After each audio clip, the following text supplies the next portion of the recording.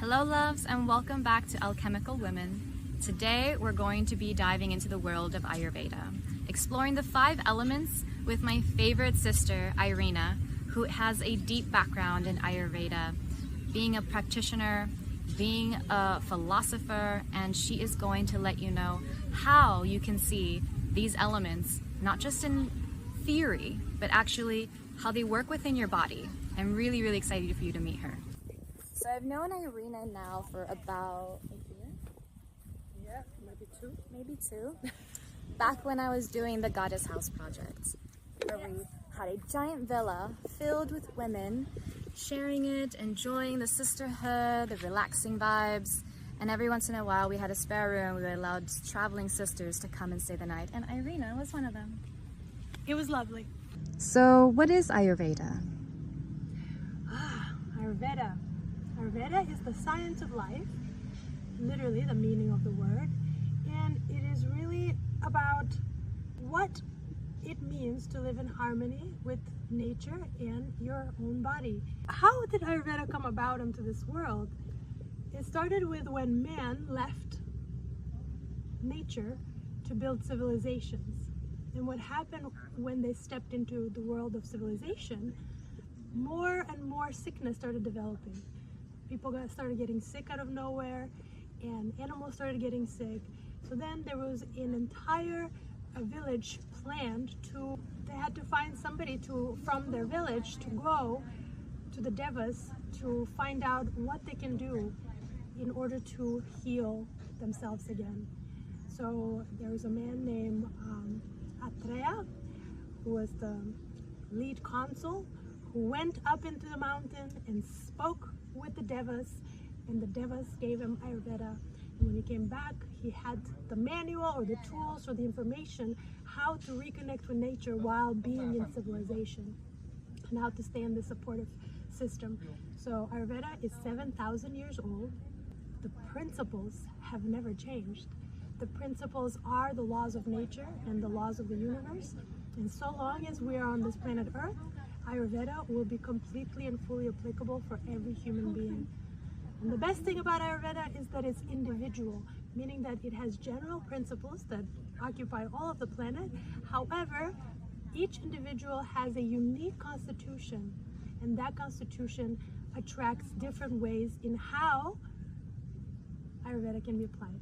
So when we talk about the principles or these concepts in Ayurveda, we're going to talk about the first and main foundational principle, which is, as is the universe, so is the human body. As is the human body, so is the universe. And what does that really mean? Let's break it down. If our bodies are the same as the universe, if our functions inside our bodies are the same as the functions on the planet and this trees behind me and this nature, so then what is the common denominator between the two? And that is the essence. And the essence of both is the 5 elements. And we're going to break those 5 elements down now. Let's go through the 5 elements and understand their qualities first before we can understand then what their function is. So if we look at the air and space elements, they tend to have similar qualities. They're both very light, they're intangible, they are cold in nature, they are subtle, you cannot see air, and you can definitely feel it right now, like this wind. And they also create a bit of a drying quality, and they create a bit of a sense of roughness because of that drying quality. So when we look at the air and space element together, Ayurveda decided to simplify it because they create a function. These 2 elements create the function of movement. They create a function of direction, of guidance, right?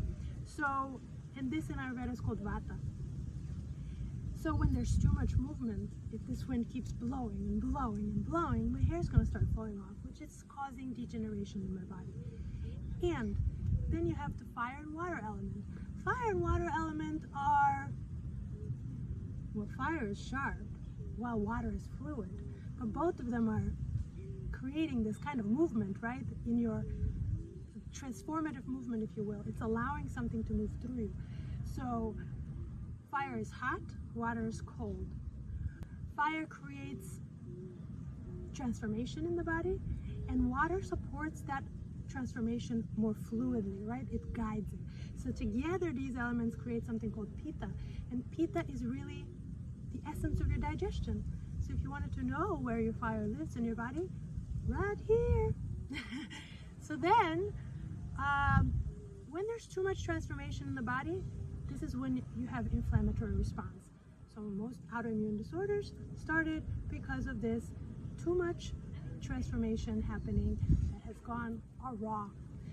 And then you have the water and earth element together.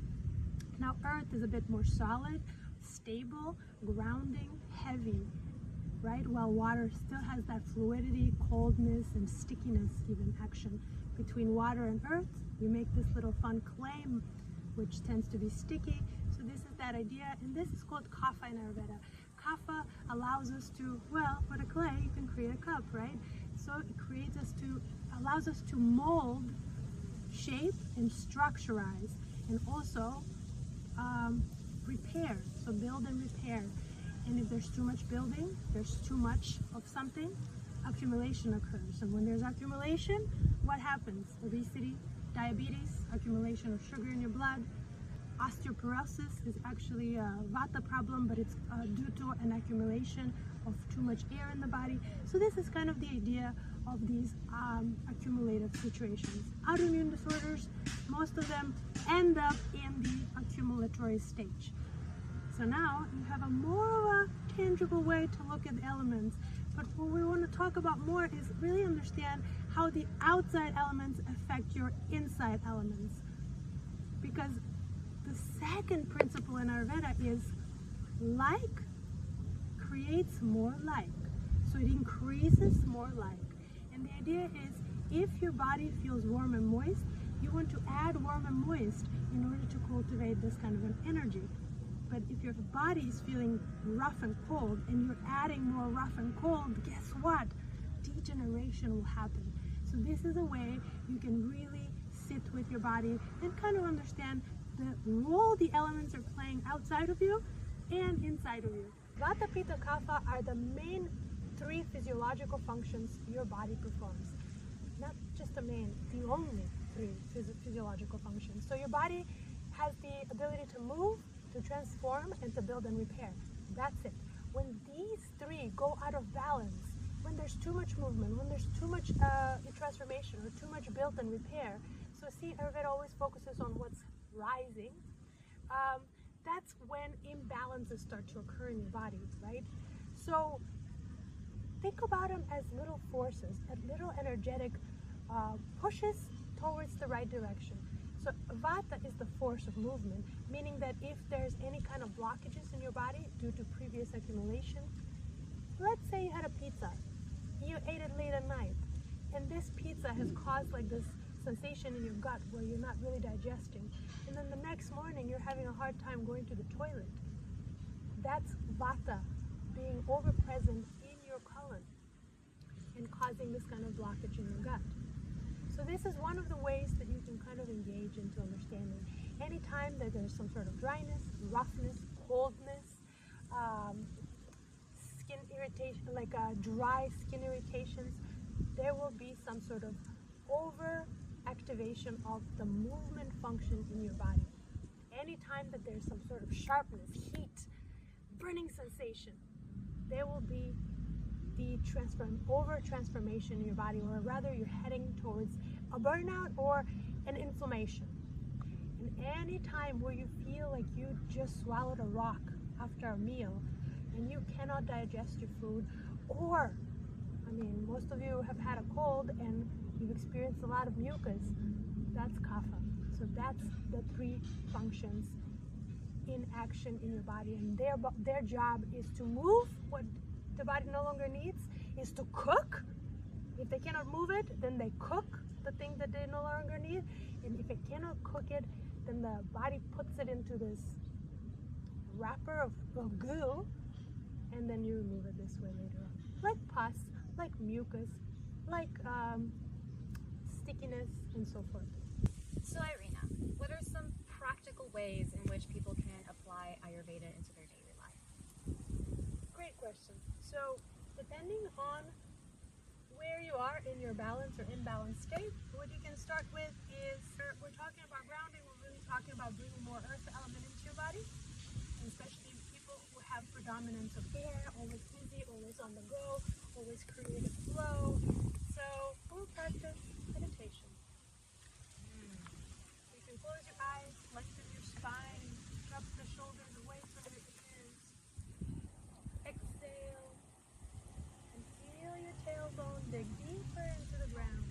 Now, from this state, from this like groundedness, this quietness, this stillness that happens in the body, where you can be a conscious observer of your outside environment, but without, oh, what's that?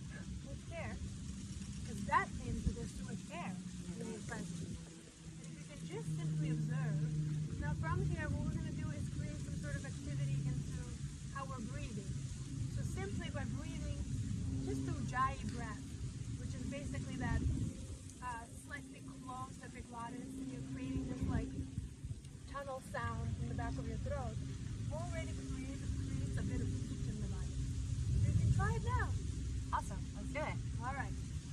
Inhale, regular breath, and then gently feel as if you're gonna whew, breathe through the nose. And inhale the same way.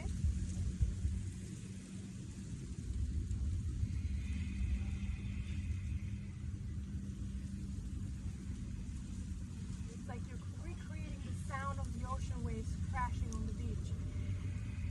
Inhale and exhale. I can feel that one. You feel the heat coming? Oh, the heat. I'm almost sweating. Yeah. I feel it way more anchoring me into my body. The other thing that the heat is doing into the body is actually creating more agility. So this is why in yoga, the practice with movement in the asana practice with Ujjayi is supportive, because if you really, one, it creates this deep focus with your mind. So you're grounded and anchored into the asana. At the same time, it creates agility in your body. So if you're feeling stiff and you have this breathing, then the body will have more of a stretch in the asana. Okay, amazing. So that's just with your breath. Awesome. You can interact with the elements and kind of create this conversation with the elements just by the different ways you breathe. Now let's say, outside of breathing, what's another practical way that people can bring Ayurveda into their life? Ayurveda is about listening to what your body needs at all times and how that energy needs to be connected with the environment that you're in. So meaning, in terms of seasons, for example, if you're in the summer season, your body is going to be craving certain foods. So it's about listening to those foods that the body is craving to support, meaning that if it's a summer season, the natural aggravation of the summer season is that extra pitta, right? Extra fire element. So your body will be craving something cooling to regulate itself against the outside environment. So this is the awareness of how you can practice Ayurveda. There's more air in green leafy vegetables. There's more earth and water in grains and protein, right? So and then in things like spices, for example, that's where fire comes from.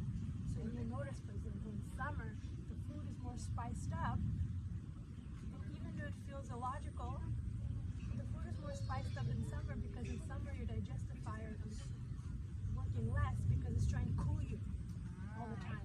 So then you're eating spicier food so that way the body can be like, oh cool, we're eating, cool, let me break that down. Versus in winter time, the body can generate more heat to compensate for the fact that there's no heat from the outside. And then the food is very plain because the body can break it down anyways because it's working at 100%. Get the shoes out. Yeah. I'll give you a little push. Yeah, girl. Thank you so much, Irina, for being able to share your knowledge and your amazing, amazing philosophies on Ayurveda. Thank you. Guys, if you ever want to know any more about your gut health and or want to join her personal online retreats, please check out her details in the description. And if you like this video, Please like it, subscribe, as we will keep on going, sharing magical women. Thank you for being here, and I'll see you next time on Alchemical Women. Bye. Bye. See that.